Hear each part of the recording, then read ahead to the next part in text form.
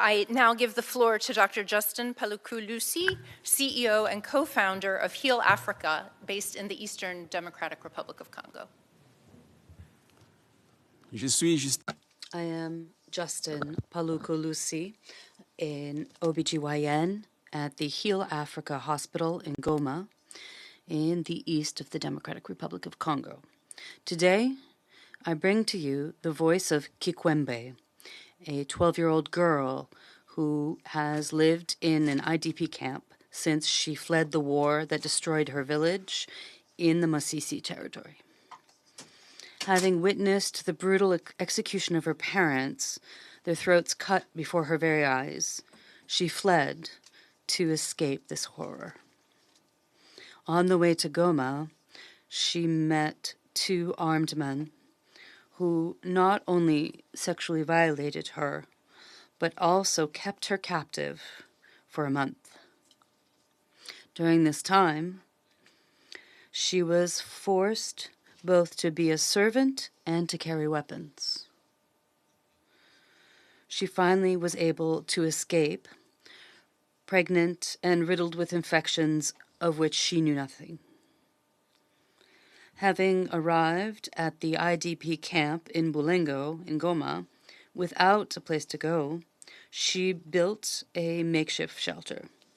Unfortunately, that very night, she was attacked by unknown armed men who raped her once again and then forced a piece of wood into her vagina while threatening to kill her if she cried out. By chance, she was directed to one of our safe spaces in the camp by a member of the community. And this was so that she could enjoy holistic care that was adapted to her needs. After a clinical exam following complications, she was referred to Heal Africa for specialized care. Kikwembe's case is one of 1,203 pregnancies from rape that were documented by Heal Africa between January 2023 and June 2024. Of all these pregnancies, 870, or 72%, were documented during the first part of 2024 alone.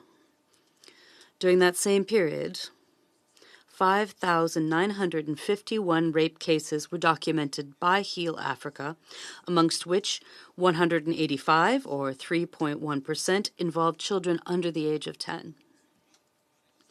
Of all these cases, 15% of the rapists were armed, and 11% were in police or military uniform.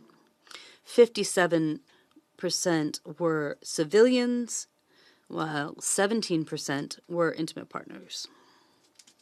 Day after day, the institutions of care face these types of horrors. Each of these 5,951 rape cases was unique, each as shocking as the next, where each stage of their care reveals ever greater distress. In the city of Goma, the complex rape cases are referred to Heal Africa by other medical bodies.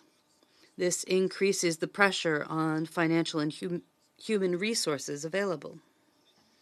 To give you an idea, the local treatment cost for a complicated rape case varies between $800 and $1,800 US.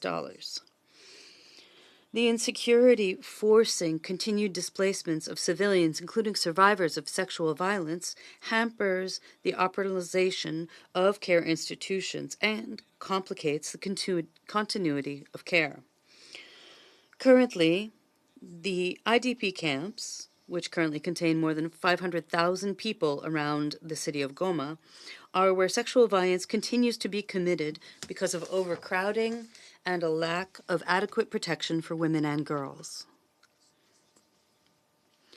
This is compounded by logistic challenges to reach the survivors and bring them to places of care.